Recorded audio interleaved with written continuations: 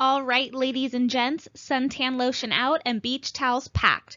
We'll be seeing a whole lot of tropical sights today. We're touring a whole host of islands, so there's not any one ticket or plane we'll be getting on board, but I hope you think each destination is worth it. We'll see some white, sandy beaches, but also some black ones and green ones.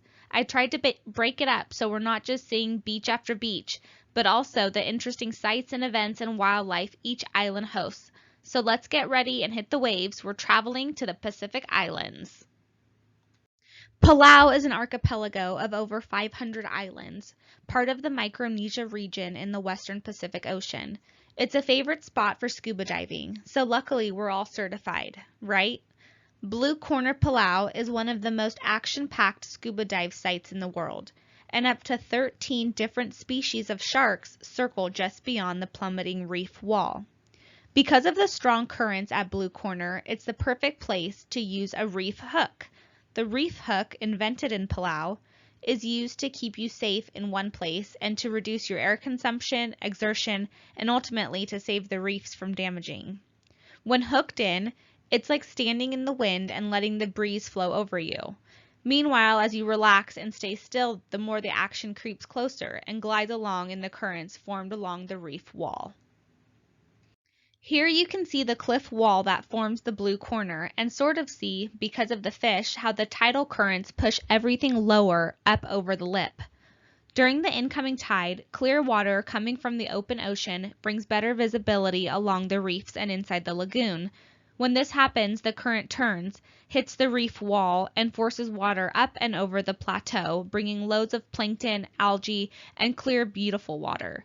When you're done checking out the view, you can unhook yourself and just let the current push you up towards the surface and more shallow water. Palau is also home to a very unique experience, Jellyfish Lake. Located on an inhabited rock island off the coast of Coro in Palau, Jellyfish Lake is one of 70 saltwater lakes on the South Pacific archipelago that were once connected to the ocean, but are now cut off.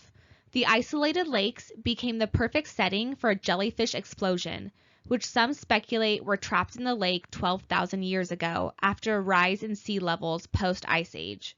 The jellyfish, which munch on algae and have no natural predators present, fill the little lake. Though the jellyfish do have stingers, they are too small to be felt by humans. So you can swim in the lake, but you can't scuba dive, as they might disturb the delicate ecosystem. You're perfectly safe unless you go too deep. That's where the dangers lurk. But it's not a lake monster dwelling below. The lake is stratified into two layers, the upper one being richer with oxygen and less saline, and it's a more suitable environment for organisms like jellyfish, copepods, and some species of fish. But you will want to stay away from the lower, dangerous layer of hydrogen sulfide that hovers between 49 to 65 feet deep. You may have not ever seen, touched, or even heard of hydrogen sulfide, but you've definitely smelled it. Hydrogen sulfide, also known as H2S, is the rotten egg-smelling odor that's produced as organic materials decay.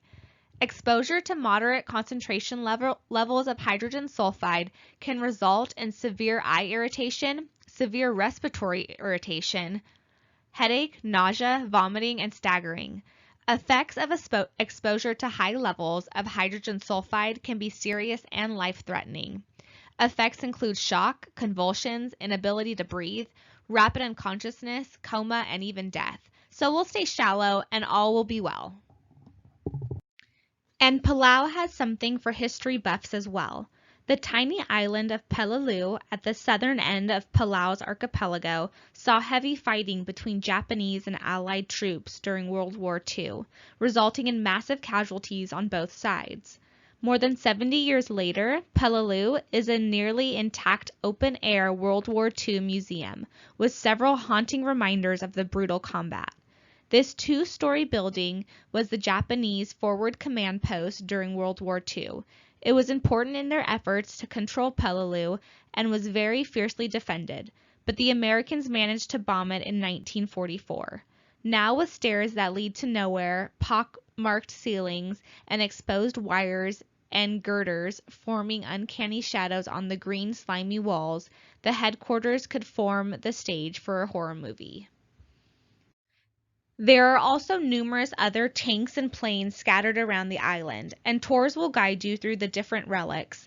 Here, a Japanese Zero plane crash landed during the battles and has laid ever since. The waters around the islands are also filled with wrecks of planes and ships, which are also popular dive sites. Some are in such shallow and clear water that you don't need to dive. You can board one of the glass-bottomed tour boats to take you over where you can see down through the depths of the watery ends of numerous World War II fighting machines. We're going to leave Palau now and head to Tahiti. We're down in the village of Terahupu. The king of all sports is surfing. That's because the waves of Terahupu are some of the largest in the world. Waves regularly get 7 to 10 feet high and can even mount up to 23 feet at times. The waves are also beautifully glossy and smooth, making them ideal for surfing. Terahupu is also renowned for the consistent number of barrels it delivers. It is a rewarding location and is widely regarded as being on the most surf list of every enthusiastic surfer. However, only experienced surfers in peak physical condition should attempt Terahupu. Heavy waves, combined with a shallow shoreline, can result in serious injury and even death in a wipeout. The reef is one of the most dangerous parts of the surf. If surfers can't aim towards the left as the wave crashes, then they'll get dragged across the corals, which causes very serious injuries. Pro surfers have been badly hurt during surfs. Kalea Kaneli is the undisputed queen of Terahupu, having surfed and survived the biggest swells at the break. However, back in 2011, she came close to losing her life at the wave after a wipeout had her face collide with the coral reef. She was taken to the hospital to have the coral dug out of her face before receiving 30 stitches. One surfer did an experiment with a modified motorcycle and found the waves can crash into the shore faster than a motorcycle can go. The lucky ones just lose their bathing suits as they get pulled over the reef, but many require hospitalization. Because of all this great surf, Terahupu is the site for the Billabong Pro Surf Competition. The Billabong Pro Tahiti was first founded in 1999 and ever since has been recognized as one of the world's heaviest big wave competitions. This is because Terahupu is the only known natural wave break in the world that breaks below sea level. It is also renowned for being the deadliest competition associated with surfing to the present date.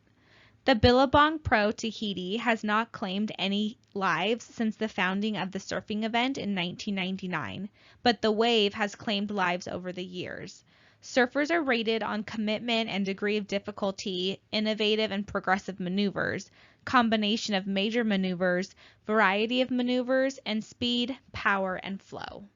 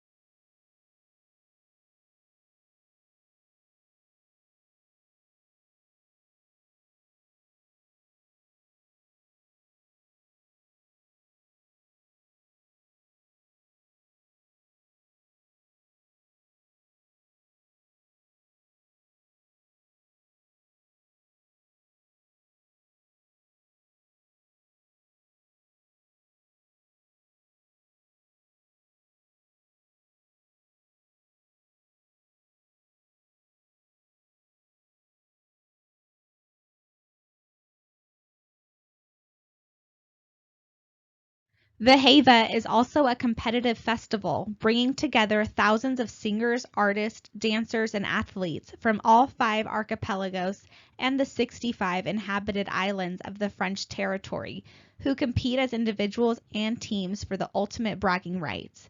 The capital city, Papati, hosts the main song and dance competitions every evening in the cultural center. This is the main event and what makes the competitive festival so well known. Lastly, the Heva in Tahiti also includes a sports competition, which usually takes place in Point Venus. The canoe races usually take place in the south of the island. Other sports include stone lifting, javelin throwing, and fruit lifting. The last one is more like fruit basket carrying, as competitors carry heavy baskets of fruit on a race over a mile long. There are many events throughout the year for athletes to train and practice for these special sports. After all those sports, we're going to need a rest, and there's nowhere better than the overwater bungalows of Bora Bora. Some might think that when they hunker down into one of these slices of paradise, they're actually participating in a historical practice that grew up on Bora Bora. But actually, the bungalows are an answer to a marketing problem. After running a successful hotel on another island of Bora Bora, a group of investors found themselves owning a thin stretch of beach with a gorgeous reef but little building potential. Their answer was to build out over the reef to highlight the beautiful sight and provide an unusual experience for which they could charge. Modern technology has updated the bungalows, and now many feature a glass floor allowing you to see down into the turquoise water below. Of course, these unique hotels charge a premium price, anywhere from $800 to $1,500 a night. The clear, shallow waters of Bora Bora also provide a great area to feed manta rays and sharks. The calm, turquoise waters of the lagoon are protected by a flourishing coral reef, making it an ideal snorkeling destination. Your guide takes you to a number of stops around the reef, giving you the opportunity to get up close, look at the sharks, rays, and innumerable fish. Visit the reef's barrier and slip into the water to discover a coral garden thriving with nearly 700 species of vibrant tropical fish. The sharks are not dangerous and the stingrays are relatively calm. Just don't grab their stinger. Of course, they can get too close sometimes. Maybe you love nature but don't want to get quite that close, or at least not swim with it. Then I recommend the ecotourism trips of Lord Howe Island, near Australia. Lord Howe Island is one of the most remarkable places on Earth. It's a place of dramatically contrasting beauty, from the imposing volcanic peaks of Mount Gower and Mount Lynchburg, rising sharply out of the sea, to the spectacular underwater serenity of the world's most southerly coral reef, home to about 90 species of coral and over 500 species of fish. The island's outstanding universal value is recognized in its World Heritage listing for exceptional diversity of spectacular and scenic landscapes, and for its rich biodiversity, including many threatened and endemic species found nowhere else in the world, as well as being a seasonal habitat to millions of seabirds. However, not content to rest on its laurels, the island's small community of 350 people has a long history of successful and ongoing sustainability and conservation programs to protect and enhance the World Heritage values. Sustainability initiatives include development constraints such as the tourist bed cap of 400 people at any one time, community-driven recycling and waste reduction programs, and a world-class waste management facility that diverts 86% of the island's waste from landfill. From a conservation and rehabilitation perspective, the island has delivered many successful programs over several decades, including eradication of feral pigs, cats, and goats, and recovery of species that were on the brink of extinction, such as the Lord Howe woodhen and phasmid, the world's rarest insect.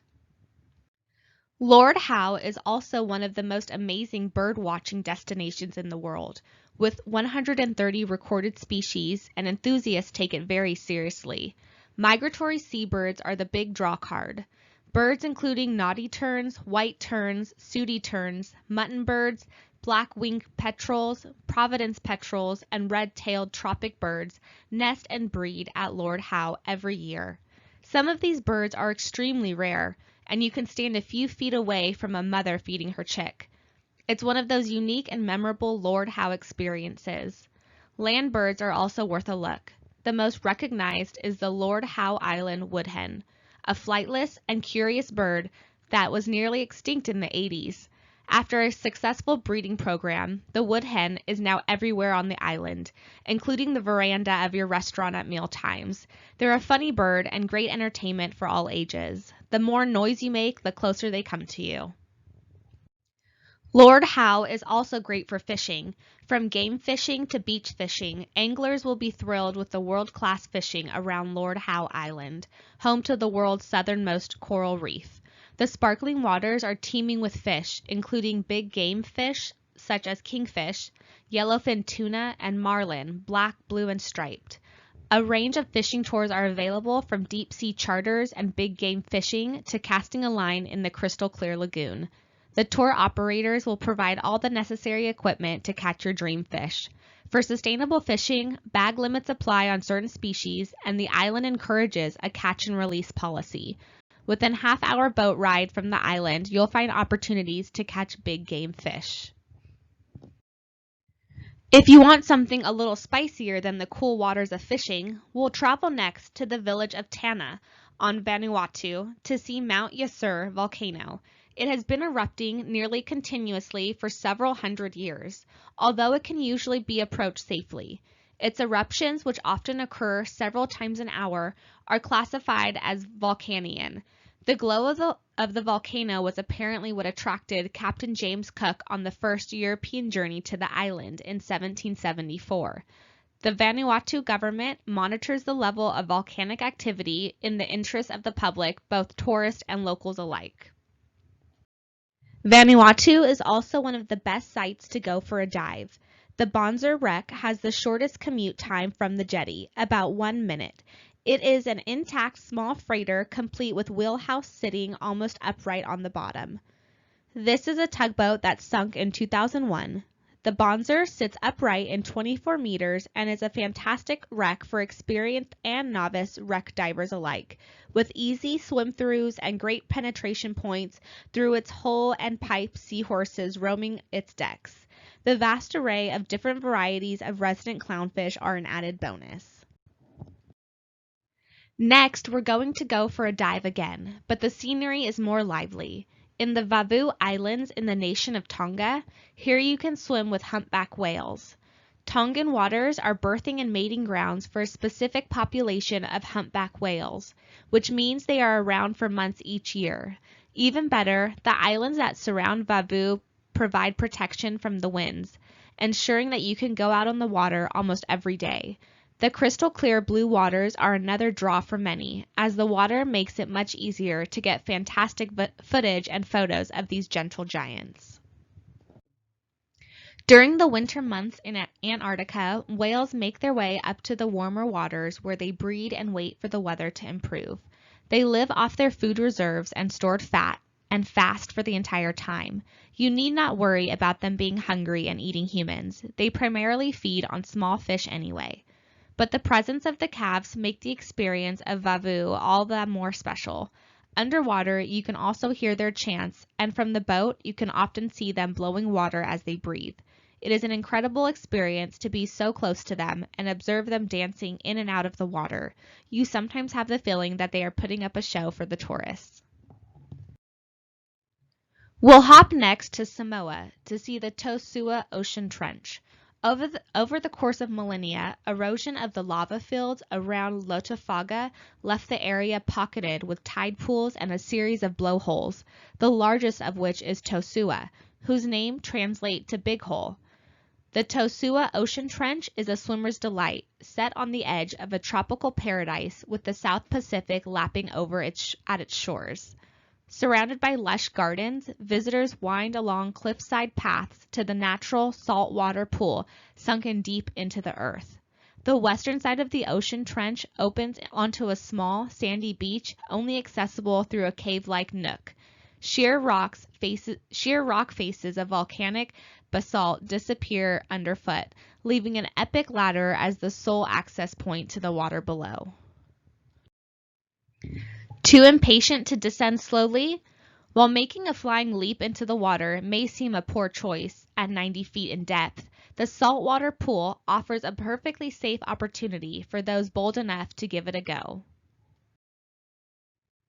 To see instead of the water shooting into the sky rather than down into the ground, we can stay in Samoa.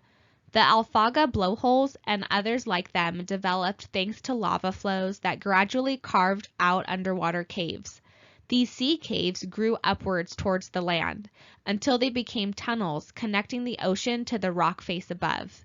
When water breaks against the seaward end of one of the Taga tunnels, it rushes into the tube, erupting through the hole above ground in a water spout that may be as high as 20 meters, but is often much higher. The accompanying water pressure also causes a loud puffing sound that punctuates each gush of seawater. Most of the island in Samoa is under customary ownership, in which land is owned by indigenous communities and administered under their jurisdiction. For this reason, the entrance to the blowholes is through the Taga village, and visitors pay a small fee to visit the natural wonder. First-time visitors may feel inclined to step back from the surging spray, but villagers have no such qualms. For another small fee, locals throw coconuts in the vent right before the big blow. The nuts rocket even higher than the water jet, easily reaching 100 feet. We'll end our tour with a view of an island close to home, Hawaii. We hear a lot about the white sandy beaches, but here in Hawaii is one place where you can see the black sand beaches. Known formerly as Punaluu Beach on Hawaii's Big Island, the volcanic sands create one of nature's most stunning scenes. Unlike other beaches, the black sand of Punaluu is made almost exclusively of basalt that has washed up from beneath the waves. As underwater lava vents extrude magma out into the ocean, the superheated rock cools so quickly that it often explodes into the tiny basalt particles that continually feed the unique beach. The area is also home to a handful of unique species of endangered wildlife, such as the hawksbill turtle and the Hawaiian monk seal, which are shockingly common on the jet sands. The black sand beach is yet another of the island's state's one-of-a-kind natural wonders. But maybe black sand is so 1983. How about green sand? A lot of this scene might look like grassy covered coastline, but really down by the water, that sand is much more green than you might think is possible. In the entire United States, it is the only beach with green sand, and one of only a couple in the entire world. Despite its frustrating location, accessible only by miles-long hikes or four-wheeler, it is a sight on Hawaii's Big Island that is worth the hassle. Situated beneath Mauna Loa, the world's largest volcano, a strange mix of chemistry and geology has combined to form this bizarre and strangely beautiful sandy environment. Over thousands of years, Mauna Loa's eruptions formed a massive cinder cone that circled around to create a small bay. Like many of Hawaii's volcanoes, the eruptions brought tons of minerals to the surface, including an abundance of the semi-precious mineral olivine. It brought so much olivine to the surface that much of the cinder cone surrounding the bay is made from the silicate mineral. As the cinder cone eroded, most of the other ash and glass from the eruptions were washed out to sea, but the denser chunks of olivine survived the tides and caused the beach to turn a rare green color. Since the last eruption was 10,000 years ago, a short time in geological terms, but a long time in an active volcanic region, the beach is actually living on borrowed time, not because of another coming eruption that will destroy the beach, but in fact because of a lack thereof. The supply of olivine is slowly running out. Although it washes away slower than other minerals, it will eventually all erode. Hawaii is arguably one of the places which best held on to its native culture after America conquered it. This is one of those sites which harkens back to the day of Hawaiian chiefs. Located near the geographic center of Oahu, These birthing stones were placed in a spot where the ancient islanders believed the life force of the land was strong. When a new chief was to be born, the mother would be brought to the rocks, and under the watch of anywhere from 36 to 48 chiefs, the birth would take place. Most of the leaders were there to observe the births for the oral historic record, but a small number also assisted with the birth. When the birthing was complete, the child would be swept away, not to be seen by the mother until it had reached maturity. This was practiced to reduce the chance of murder from rival chiefs. The important spot was also home to a number of battles between tribes that would decide the fates of their entire communities. While the stones have thought to have served a largely ritual purpose to the tribal Hawaiians, recent research has uncovered patterns on the rocks that could have served an astrological purpose. It is now believed that the stones may have acted as a port of Pacific Island henge. In the modern day, rows of other stones have been added to represent the ranks of chiefs that would come to witness the births or defend their land, but the original stones are still rest on the site, waiting to usher the next big kahuna into the world. Of course, I imagine you all want to see the site of the day which will live in infamy. The Pearl Harbor Memorial sites are extensive, starting with the Visitor Center. This is the Remembrance Circle, dedicated to those who were lost in the December 7th attack. This area is a serene place to pay your respects. Also nearby is the Waterfront Memorial, which commemorates the 52 American submarines that sank during World War II and honors the 3,500 crew members who were lost during the war. In the water, there you can see the USS Bowfin submarine, which can be toured for those who do not suffer from claustrophobia. It's incredibly cramped. This submarine has been dubbed the Pearl Harbor Avenger after sinking 44 enemy ships in the course of its 9 patrols. Another major attraction, the USS Arizona Memorial, sees 4,000 to 5,000 visitors daily and is operated by the National Park Service. Built to honor those who perished aboard the USS Arizona during the bombing of Pearl Harbor, the memorial was constructed above the sunken battleship, and the remnants of its hulking's rusted exterior can easily be seen just below the water's surface. Unfortunately, the memorial is currently closed indefinitely due to structural damage. Those set on seeing the structure, however, will be happy to know that they can be taken out on a 15-minute boat tour of Battleship Row and the area surrounding the USS Arizona Memorial. I tried to find a photo inside the memorial showing down into the water, but I couldn't find one where you could see the USS Arizona. There is a portion of the memorial inside which is open to the water, and the Arizona sits just under the surface, but the photos weren't clear. Here is the model showing you how the memorial sits over the ship on display in the memorial itself. The shrine at the far end is a marble wall that bears the names of all those killed on USS Arizona, protected behind velvet ropes. To the left of the main wall is a small plaque which bears the names of 30 or so crew members who survived the 1941 sinking. Any surviving crew members of the USS Arizona or their families on their behalf can have their ashes interred within the wreck by the U.S. Navy divers. The center plaque reads, "To the memory of the gallant men here entombed and their shipmates who gave their lives in action on December 7, 1941, on the USS Arizona." Our final stop in Hawaii is something we cannot actually visit since it's been closed for years, but they're an impressive sight.